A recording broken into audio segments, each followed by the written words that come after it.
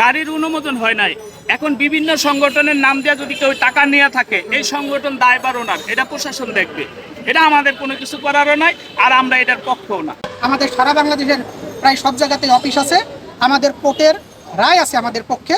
আমরা সরকারকে রাজস্ব দিব, অদক্ষ ড্রাইভারদেরকে দক্ষতা প্রশিক্ষণের মাধ্যমে দক্ষ করে তুলব, যাতে দুর্ঘটনা কম ঘটে এবং চাঁদাবাজরা যাতে এই মেহনতি মানুষের ঘাম ঝরানো টাকা তাদের পকেটে না যায়, সেই জন্য আমরা প্রধানমন্ত্রীর কাছে বিনীতভাবে অনুরোধ জানাই।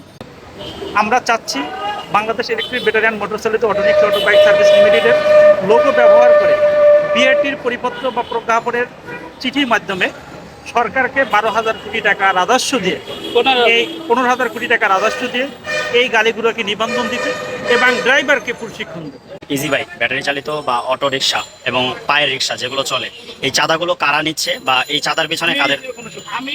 আমার এই চাঁদার ব্যাপারে আমরা একটাই টিউজার ডালার, যারা এই চাঁদাবাজি করছেন, আমরা সকল সময় বলি এই চাঁদাবাজিকে বন্ধ করা হোক, সরকারের কোষাগারে টাকাটা নেওয়া হোক, বিআইটি লাইসেন্স দেওয়া হোক।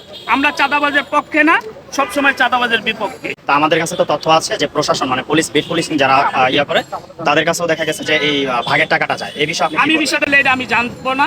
আমার কথা হলো যে সরকারকে রাজস্ব দিব, সরকার কিভাবে রাজস্ব নিবে এটার জন্য আমরা সবসময় প্রস্তুত আছি।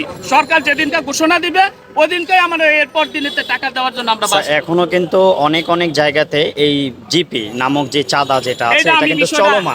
আমি চলমান বিষয়টা নিয়ে কথা বলতে পারবো না, আর এই বিষয়টা কারা নিচ্ছে এটা ওনাদের ব্যাপার। আমরা এটা আমাদের দাবিটা আছে বাংলাদেশ ইলেকট্রিক ব্যাটারিয়ান মোটরচালিত autorickshaw auto bike service limited 2018 সাল থেকে অদ্যাবধি পর্যন্ত সুপ্রিম কোর্ট অ্যাপিলেট ডিভিশন এবং হাইকোর্ট রিট পিটিশনের মাধ্যমে auto bike, auto service, easy bike, auto rickshaw, Mishuk যে গাড়িগুলো আছেন, এই গাড়িগুলো বাংলাদেশে নিবন্ধন দিয়ে। আমরা চাচ্ছি বাংলাদেশ ইলেকট্রিক ব্যাটারিয়ান মোটরচালিত অটোরিক্সা অটো বাইক সার্ভিস লিমিটেডের লোগো ব্যবহার করে বিআরটির পরিপত্র বা প্রজ্ঞাপনের চিঠির মাধ্যমে সরকারকে 12,000 কোটি টাকা রাজস্ব দিয়ে, এই 15,000 কোটি টাকা রাজস্ব দিয়ে এই গাড়িগুলোকে নিবন্ধন দিতে এবং ড্রাইভারকে প্রশিক্ষণ দিতে। এটাই আমাদের মূল লক্ষ্য এবং উদ্দেশ্য।